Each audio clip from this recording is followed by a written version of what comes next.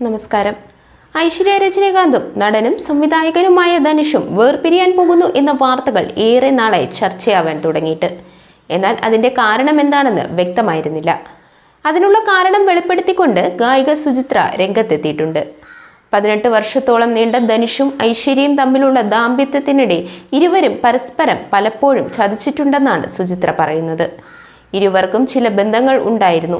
ഇത് തമ്മിൽ അറിഞ്ഞപ്പോഴാണ് പ്രശ്നങ്ങൾ ഉണ്ടായതെന്നും സുചിത്ര പറയുന്നു. ധനുഷ് തന്നെ വഞ്ചിച്ചിട്ടുണ്ടെന്ന് ഐശ്വര്യ ആരോപിക്കുന്നു. പക്ഷേ ഇരുവരുടെയും ദാമ്പത്യത്തിനിടെ ഐശ്വര്യയും അതാണ് ചെയ്തത്. അത് ശരിക്കും ഇരട്ടത്താപ്പാണ്. അവർ പരസ്പരം ആസൂത്രിതമായി വഞ്ചിക്കുന്ന ദമ്പതികളായിരുന്നു എന്നും സുചിത്ര പറയുന്നു. അതേസമയം ധനുഷ് തന്റെ മക്കളായ യാത്രയോടും ലിംഗയോടും എപ്പോഴും കടമയുള്ള പിതാവായിരുന്നു എന്നും കൂട്ടിച്ചേർത്തു.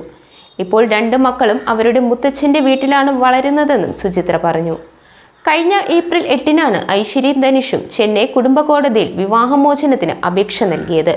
പരസ്പര സമ്മതത്തോടെയുള്ള വിവാഹമോചനത്തിനാണ് സെക്ഷൻ 13B പ്രകാരം ഇരുവരും ചേർന്ന് ഹർജി സമർപ്പിച്ചിരിക്കുന്നത്. 2022 ജനുവരിയിൽ വേർപിരിയാനുള്ള തീരുമാനം ഇരുവരും പ്രഖ്യാപിച്ചിരുന്നുവെങ്കിലും വിവാഹമോചനം ഔദ്യോഗികമായി ഫയൽ ചെയ്തിരുന്നില്ല. എന്നാൽ പിന്നീട് അതിൽ ഔദ്യോഗിക നടപടിയിലേക്ക് ഇരുവരും കടക്കുകയായിരുന്നു. ഏതായാലും സുചിത്രയുടെ ഈ പ്രസ്താവന ദേശീയ മാധ്യമങ്ങളിലും വലിയ വാർത്തയുണ്ടാക്കുന്നു.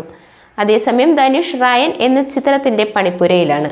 അതോടൊപ്പം ഐശ്വര്യ സംവിധാനം ചെയ്ത ലാൽ സലാം വലിയ പരാജയമായിരുന്നു. അതിനുശേഷം വീണ്ടും ചിത്രം ചെയ്യാനുള്ള ശ്രമത്തിലാണ് ഐശ്വര്യ.